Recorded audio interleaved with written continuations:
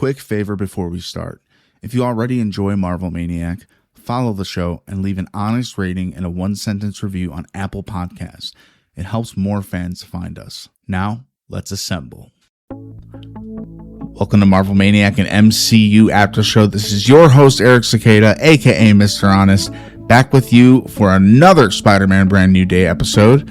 Today we're going to take a look at what the internet thinks, what the people think, what the critics think. Where do we land? Is Spider-Man 2 with Tobey Maguire the best Spider-Man movie of all time? Or did Brand New Day knock it off its throne?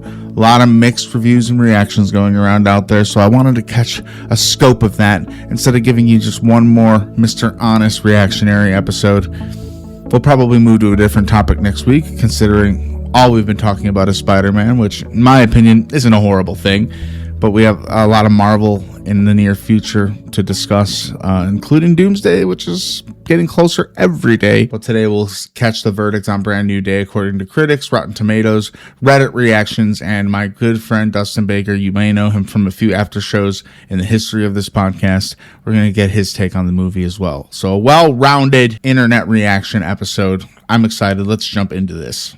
First off, where do I stand on this movie right now after seeing it 2 times and under 5 days since its release? I still think it was a fantastic, phenomenal, wonderful movie. Hard for me to compare it to Tobey Maguire's Spider-Man 2. Both very different movies, executed in very different ways, and they're both phenomenal Spider-Man movies. So for me, I can't quite decide. I don't think I want to give a final verdict on Brand New Day for a month or two. I like things to process permanently. I want to see, how I feel about it a little bit later before I give it a definitive, oh, this is the best of all time. Well, it's not the worst of all time. I'll be honest with you. I think personally, I thought maybe the first Amazing Spider-Man with Andrew Garfield was probably my least favorite. At the time, I wanted Spider-Man in the Avengers, and it was a turn Sony took to try and make their own Spider-Man franchise to compete with the MCU. And we know that didn't work. But over time, a lot of time, and especially since No Way Home, I've come to love the Andrew Garfield Spider-Man. I want to see another movie with him. I've gone back and seen the movies as well. And I haven't talked about them enough on this wonderful podcast of mine, but I will definitely be doing that at some point in the future. So let's go to Rotten Tomatoes first. I think this is where I want to start. So right now on Rotten Tomatoes, Brand New Day is sitting at 89% certified fresh. That's the critic score. And on the popcorn meter, we have a 98% audience score. So the critics were a little bit harder this time. Let's go down through some of these quotes from Rotten Tomato. Martin Robinson of the London Evening Standard rates the movie 5 out of 5. Comic book life lessons have rarely been as affecting as this. Wendy Ide over at Observer UK says the latest Spider-Man picture correctly identifies that one of the most potent superpowers a comic book hero can wield is vulnerability. I love that. I think that's a great take on the movie. Linda Holmes at Pop Culture Happy Hour, an NPR podcast, says that I think Holland and Zendaya are both very good in this. I think his emotional conundrum was well presented and well acted. But this is Spider-Man's Dark Night of the Soul. I like that. I think that the fact that there's a 4-year gap between the events of No Way Home and Brand New Day is huge. I mean, that's a mental shocker. It's almost like the 5 years later in Avengers Doomsday, except it passed in real time with us. So, when you can imagine when you were sitting there in theaters watching Tom Holland tell his best friends that they're not going to remember him, we felt the weight of that time because it has been that exact amount of time pretty much, give or take a couple months. Perry Nemiroff on YouTube says this movie is for everybody, the more casual fan and also the more hardcore fan. But I also think this particular narrative really puts an extreme spotlight on how well developed the Spider-Man series of films within the Marvel Cinematic Universe are. We have not had a 10-year Spider-Man like this. Andrew Garfield, 3 years. Tobey Maguire, 5 years. Tom Holland, 10 years. He is the longest running Spider-Man we've seen. And to see that type of character development, at the very least, is, in my opinion, a really special thing. A different opinion from Glenn Weldon over at NPR. Brand New Day is missing something essential. By spotlighting the fracturing of our core trio, the film makes us wallow in it. There's so much heartbreak that we lose the heart. That is something to sit on and think about. There is a lot of emotional stakes in this movie, and it is a sadder movie than the original trilogy of the Home series, but I think it's a great follow-up, and I don't think there's too much heartbreak, because at the end of the movie, I think despite all the heartbreak, we see a brand new story within a brand new day, and it's a developing character that we've never seen go this far on screen. Caroline Cietti over at Girl Culture on Substack gives the movie a B overall. More than anything, Brand New Day feels like dropping in on a slice of Peter's life the way you might in a classic comic book installment. I'm going to give you 2 more negative reviews, and then we're going to go on to what the audience thinks. So Kyle Smith from the Wall Street Journal says it wallows in angst and stress and has no psychological depth. Sticking to bromides like you're special and be yourself. Being somber is a lot easier than being serious. A little harsh in my opinion. And Wilmore from New York Magazine /Vulture says, watching Brand New Day feels like watching the work of a group of people who've forgotten what made these movies so successful in the first place. I don't even know what that means. Most importantly, what did you guys think of the movie? Give me an email, marvelmaniacpod@gmail.com. Leave a YouTube comment. Your thoughts and opinions on the movie and all the movies we cover here on Marvel Maniac is very important to me. Got a couple of 5-star reviews straight from the fans over on Rotten Tomatoes. Tom says, a true Spider-Man movie. Felt like reading the comic. 5 stars. Gustavo D. I like/love how the third Peter Parker /Spider-Man is becoming like the first Peter Parker /Spider-Man. 5 stars. Keith R. says, Spider-Man Brand New Day had the action, emotions, and story you normally look for in a Spider-Man movie. Just wish it had a bigger villain to challenge our movie's protagonist. A lot of good secondary characters, just needed a little bit of extra to get across the finish line. Other than that, great movie, superior to anything that Marvel has come out with in the past few years. That's a 4.5-star rating from Keith. And one more rating at Rotten Tomatoes. Axel says, the movie made me cry multiple times. One of the best Spider-Man films and might be my favorite one. Axel, 5 stars. Thank you for all those awesome opinions. I'm acting as if those were sent to me personally. I think that it's good. It's a good mix, but I'm seeing way more higher ratings than I'm seeing the negative ones. I just kind of want to get both sides before I start reading you more positive things. So heading over to reddit.com/r/Marvel Studios, somewhere where I always go for my after show to see what the fans are saying. Lindsay J says the banter and bickering between Spider-Man and the Punisher throughout the movie was A+. Yes, I think they did Frank Castle a service. They didn't take his character too far out of the element in which we know him, except for the goriness and brutalness, like the brutality of his character in the shows that he's in and has appeared in so far.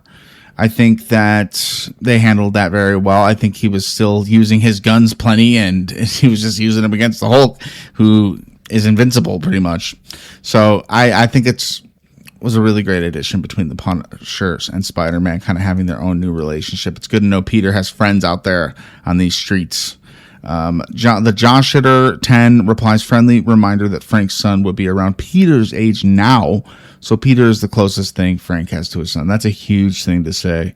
But at the end of the movie, him nearly crying and telling Peter, how brave what he did was, I thought that was a very special moment. And honestly, some emotions we have yet rarely seen from Frank Castle / the Punisher. Cocoa Pops Kid says it was the most comic book feeling comic book movie which has come out of the MCU for a while. Plenty of crossover and interaction between characters from different corners of Marvel. It was excellent. It felt more grounded and was a joy to experience. Street level Spidey after years of globe / universe trotting. And oh, the suit looks impeccable. Yes, it does. I think that's a great take on the movie. We've seen Spider-Man go to space. We've seen Spider-Man go to Europe. We like to see Spider-Man on the streets of New York taking care of his home as that friendly neighborhood Spider-Man. And this movie delivers on that front. Reacting to that, Just a Fanboy 1010 says, I liked how swinging visuals took inspiration from the Amazing Spider-Man movies and the video games mainly. It was beautiful. Yes. I have to say, as someone who plays the Spider-Man games and has played through the first one like at least 15 times, I just love being Spidey. They did some really cool action set pieces that reminded me a lot of that movie. Kick that guy to the wall, web him, punch this guy, punch that guy, dodge, stick them all with the webs. Like, I just love the action in this movie and how the fighting differentiated throughout the movie for his different foes. It was just so much fun, and maybe the most action Spider-Man packed movie that we've gotten so far. Fire Otter says there's some irony in the fact that in that early scene between Spider-Man and Metzger, when Metzger says he has no clue what VMAX is, that's what made me think, well, he's lying and he's clearly bad. And yet it turns out that he's genuinely, literally had no clue what VMAX was. And the VMAX payoff itself was both brilliant and sad. Yes, it was very sad to know that there's some meaning, or we'll be able to find Jean Grey's sister somehow. And what happened? No, that was just the last thing she saw before she died. And that's tragic. Your Mind Aches replies, you can see the gears turning in Jean's head as she figures out what VMAX is. Sadie is a really good actor. I would agree Sadie Sink is an MVP in this movie. She's sold me on her being Jean Grey. There's a lot of controversy about her being Jean Grey. Some people definitely think that she was a little bit too bad and evilish to be a future X-Men, and it's kind of changing the character on a base level. But I think they want to have a more complex character. I think they want a character that one day could be the Phoenix. And I think they're going to do something with Jean Grey that they've never done before. Original character iterations. Every MCU movie changes things up just a little bit. And that's kind of like the variant universe type thing that happens. And usually is pretty well accepted from fans. However, I do understand any fan frustration because they want her to not have like kind of a dark history going into the X-Men. I just think that gives the character a place to come back from. All City _King says, felt like a prime phase 1/2 with how well they built up the universe and planted the seeds for future movies, especially the upcoming mutant epidemic. Spidey created the first inhibitor, which will subjugate mutants all over the world. Banner will have a rocky relationship with the X-Men going forward, as one of their founding members just ruined his reputation. Peter and Jean's mutations evolved over the course of the film, which will happen to several X-Men characters. Damage Control will also likely become stronger and face the anti-mutant propaganda due to Jean's actions, and so on. Such a great foundational film for the universe, while also just being a damn good film. I couldn't agree anymore. All City King, well said. And a reply to that is Livid Weather saying that first comment is dead on.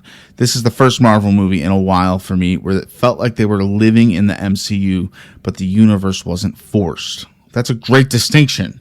Sometimes it almost feels a little too crossover-y, and this had a good balance of that. I honestly thought the crossovers were perfect in this. Get a little bit of the TV show with Frank Castle, the Punisher. We get a little bit of the classic Avengers with the original Hulk coming back, something people have been waiting for years. And then we get something from future MCU, an X-Men and their origin in this universe. Whether or not that continues, or we get a variant of Sadie Sink, Jean Grey, if they want to kind of take away some of the evil priorities that she held in this movie. It was all based on a place of trying to figure out what happened to someone she loved, though. For me, that redeems her. I know she put a lot of people in harm's way, but at the same time, I sympathize with the character, and that's why it's such a complex topic, I think, because Jean Grey wasn't very good in this movie. She changed, but she wasn't good, and people don't know how she can come back from that even. But have you seen the show Loki? That's all I'll say. All right. Brock Throwaway says they killed it, deserves the hype. Spidey swinging scenes were amazing. Fights were incredible. Dustin Daniel Cretton just solidified himself as a critical director for Marvel Studio, if he hadn't already. If you didn't know, he was the same director who brought us Shang-Chi. John Barenthal added so much to this movie. I'm really glad they let his character shine here. I was surprised at how much he was in it, to be honest. Me too. For being so long, the movie never really dragged. Great use of the Hulk without overdoing it. Zendaya got a really good showcase here. I predicted that twist, but the theater collectively gasped. Sadie Sink was great, if a little underutilized. Very true. Very excited for her future here. And the Florence Pugh role was perfect. My God, Tom Holland is jacked. Yes, he's freaking jacked. I was surprised to see that. I loved it. Going to see it again next week. I had to see it again today too. I couldn't agree more with that comment. I'm excited about what this movie did and does. And yeah, I think this is a perfect place to leave us in the MCU before Doomsday. Even though we got no direct tie-in to Doomsday, I think it's perfect. We got a separate story, highly praised by fans, has nothing to do with the next big iteration of the Avengers, and it's kind of like a nice beat before everything changes in Doomsday and Secret Wars. I'm going to read this comment from Reddit, the last one I'll read off of Reddit, because it's been talked about already in one of the other comments.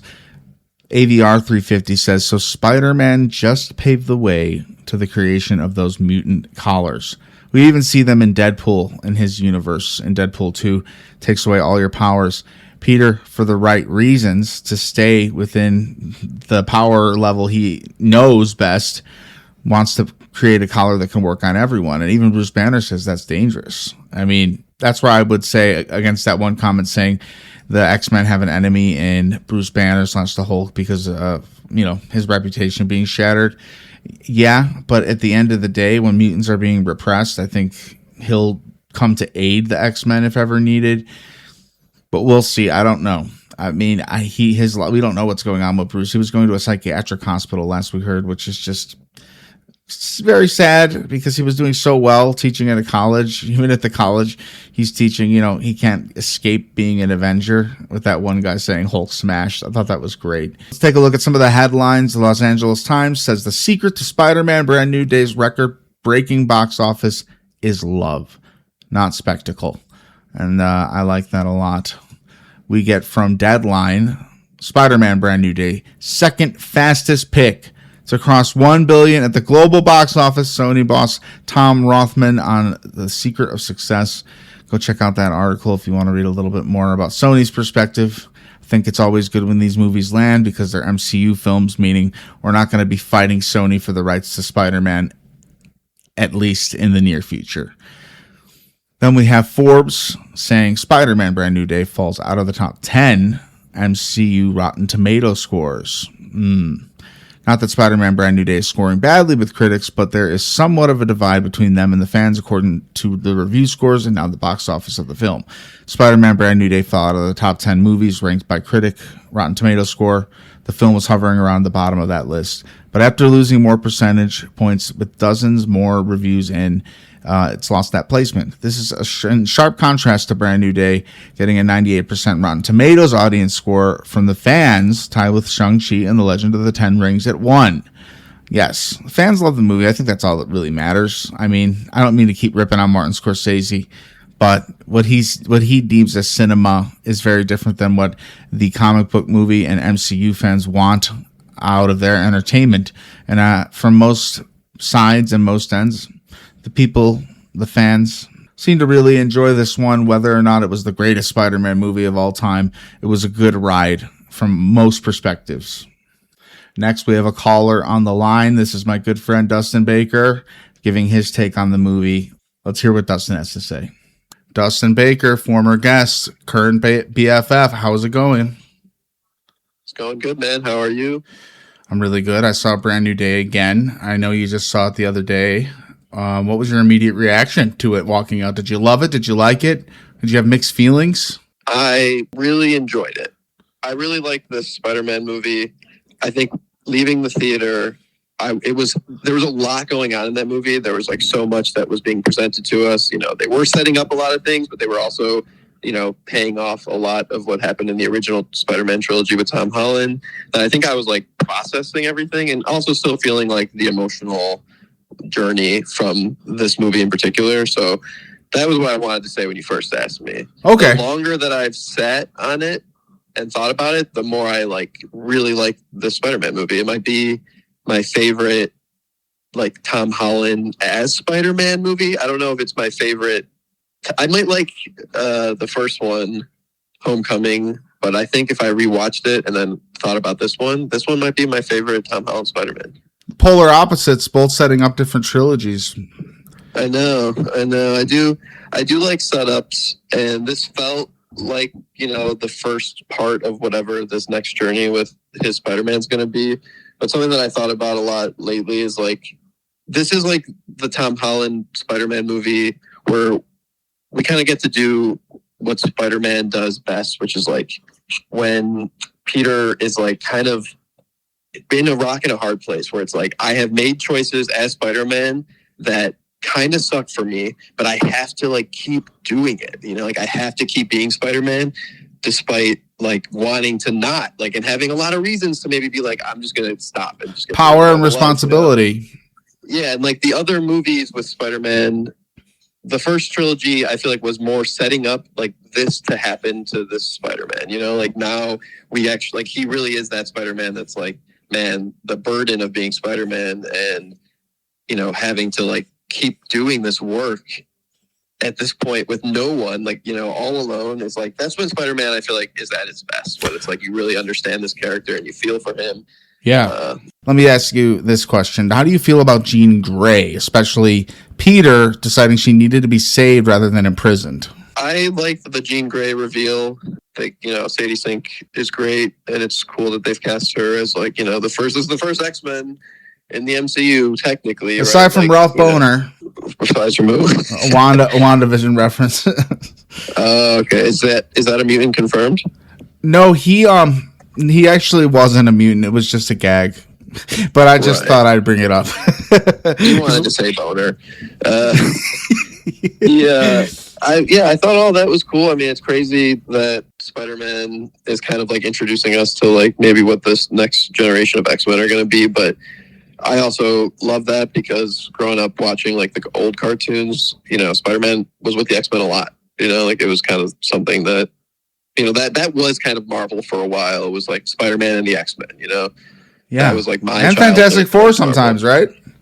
And Fantastic Four, yeah. But so it's cool to see that. And I know I said this to you when we talked about it separately from your recording, but like one of the other things I really liked about this movie that it's only able to achieve because it's the fourth Spider-Man movie is like we're in New York and all these characters are here. Like it's not just Spider-Man, you know, we got Punisher, we got the Hulk, we have Jean Grey, we have the Hand, we have like all these things that, you know, whenever you're like setting up movies, I feel like that would be the pitch. Like, hey, this is the Spider-Man movie with the Hulk, or like, hey, this is the Spider-Man movie with the Punisher. Yes. But at this point, the MCU is so fleshed out that it's like, oh yeah, they're all just here. Scorpion. It's not even necessarily the main part or focus of the movie. It's just because like this world is so flat, like fleshed out.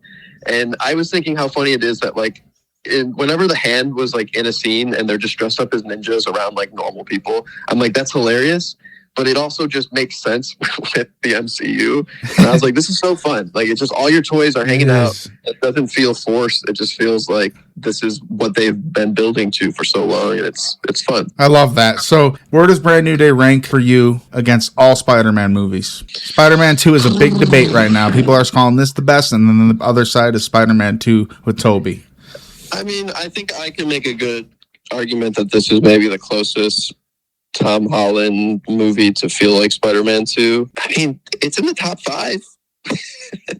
Okay, wow. That is actually like, way worse than what I thought you'd say. It might be in 5, but like at number 5 for me. Well, how about a rating out of 10? And would you recommend seeing it in theaters? Yes. Go see movies in theaters all the time. That's what I will Dustin's a filmmaker. He's going to be putting out an amazing movie probably when you listen to this. Support your local theaters. You know, go there, buy popcorn, have a good time. I'm on a diet, so for me it is buy popcorn. I like talking about how I feel about movies more than I like rating them. Well, if you don't want to rate it. Top number right off the top of my head, I'm going to say 8 out of 10. That's what I was thinking from you. I honestly thought, you know what? You're very thoughtful when it comes to your reviewing of movies. Dustin is in the film business. He is not shy to say when he doesn't like something. And the reason I wanted him on this episode is because his opinion is very solid from, you're just average friendly neighborhood Spider-Man fan. Well, I want to thank you for coming on the show. I know this was quick. Well, thanks for having me. Always happy to be here. Can't wait to talk Doomsday. Well, you'll be on for Doomsday. I didn't record any of this. I'm just kidding. All right, Dustin. Oh man, that would suck. I can't capture that magic. So I'm sorry. Thanks for a Doctor Strange spell. Oh, okay. What do you think about my idea that there's a secret Doctor Strange movie coming out somewhere in May of next year in between Doomsday and Secret Wars? It's not impossible, but probably not. I mean, they said that there's not, right? And if they have, No. they ever just say if they have, no, they haven't. They haven't said anything. They didn't say anything about now and Doomsday and Secret Wars and what's in between. What was between Infinity War and Endgame? There was Ant-Man and the Wasp, and then there was Captain Marvel. So one non-consequential movie. Kind of, though. I mean, Scott kind of helped save the world. Captain Marvel happened to introduce her to the Endgame. Let me think. I don't know. I mean, I think it will. That answer could vary based on what happens in Doomsday, because I have a feeling Doctor Strange might play a bigger role in all that than we are being led to believe.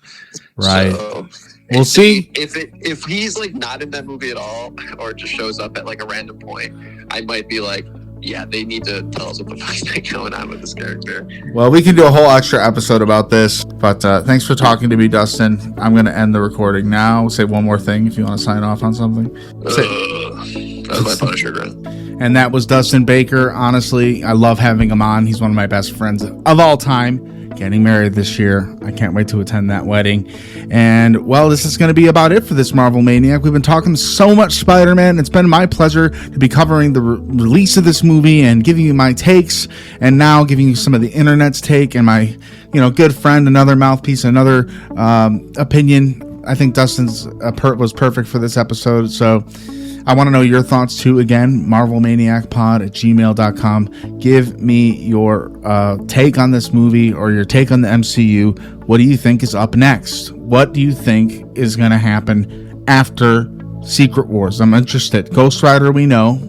We know there's a new Black Panther coming. We did an episode about the Comic-Con Hall H a little bit back. So what do you think is next? What do we need to see in the MCU?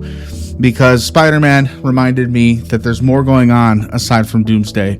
And believe it or not, Secret Wars will end and we will move on in the MCU to another era, just like we moved to the multiverse saga. So I'm interested always in your thoughts. Thank you so much. Rate the show or wherever you're listening. Give it a thumbs up, 5 stars. Leave a comment. We want to reach as many Marvel Maniacs as humanly possible. So I challenge you to share this show with one friend that you think would like it, that you'd go to the movies with and banter like me and Dustin would. And that's just what it's all about. I love doing this show, and I'm grateful to have you. You have a wonderful week. We'll talk to you next time. And until then, Avengers, disassemble.